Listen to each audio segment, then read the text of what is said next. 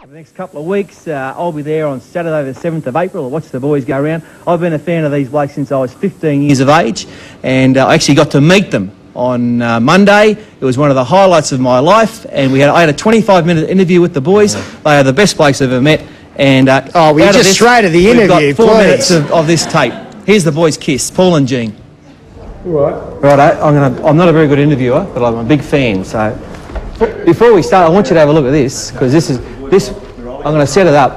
We did our show last year out of Brisbane at the convention centre, and we had a bit of a break. 40,000 people there. Wow. And we had a break, and I had to do something during the 3 minutes we had, so I did this. All right. You like that or what? Yeah, you're hired.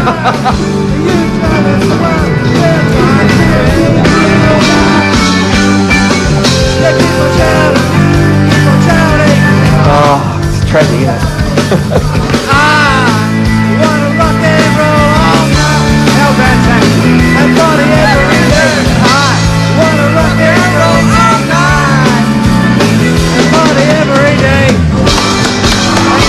Yeah, there you go. Yeah. That's my claim to fame. That's quite a voice. Now, what do you think? You know what was most impressive is the size of your cod piece. When you're standing there underneath the jacket, you could really sell it. That wasn't a cod piece. Yeah. Oh, I see. Do you ever get sick of him sticking his tongue out? Oh, yeah. I got sick of it. The first day. Where's the worst place your tongue's been? There is a funny story I told the guys before. I don't think we can. It involves corn kernels, but we can't really say. Corn kernels? You can't really go there. We don't want to tomato go skins. No, you don't want to go there. It's and a tall, hairy man. Tall, hairy man. Look, being in KISS is very rewarding. Not just because the fans are there, but clearly there are fringe benefits. I mean, we can put on the show of shows, make a complete spectacle out of ourselves, and then we go back to the hotel and do the encores. Now, I saw a quote in a paper the other day out here in Australia that you've been with between 4,200 and 4,300 women in the last 25 years. Last 24 hours. Is that fair income or not? Yes. How do you pull them? You beg. What's a good line? What's a good line? Seriously, or with the joke? Smell this ether. The God's honest truth is, I think every woman wants to be told the truth without a fancy line. I love all kinds of women. Now, have you ever made love to one of your songs? Sure. What's your favourite one to make love to? Well, it takes an album or two, you see. Yeah, well, I've actually got a bit of a yarn. When I first heard Dr. Love, I was 15. Yes. And I said to myself then, the first time I make love to a girl, I said, I'm going to have that record on. Did you? So when I was 25, I finally got a chance.